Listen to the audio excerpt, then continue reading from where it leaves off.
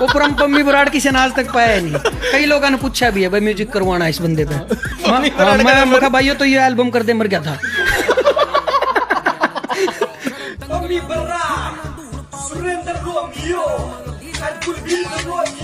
बहुत तगड़ी मिस्ट्री है जो किसी को पता ही नहीं आज तक। उसमें एक म्यूजिक डायरेक्टर का नाम मैंने भी बोला था रैप में और लिखा भी था एल्बम में, पम्मी बराड़ ऐसा कुछ करके बोला था। वो पम्मी बराड़ कोई था ही नहीं।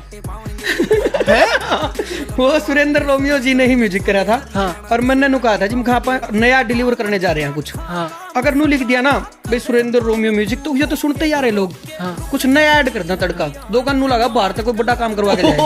भाई साहब, तो हमने वो सुरेंद्र रोमियो की जगह पम्मी बराड़ कर दिया था। वो पूरा नाम रख दिया, मैं कुछ ऐसा नाम रख दिया क्योंकि पंजाबी म्यूजिक को बड़ा मान्या करते उस टाइम। तो पंजाबी सा नाम रख दिया मैं, तो नू लगा बाहर तक काम करवा के ले। आप करा लेते रहे, सुरेंद्र जी तो काम करा कर कह देते, पम्मी बराड़ ने करा।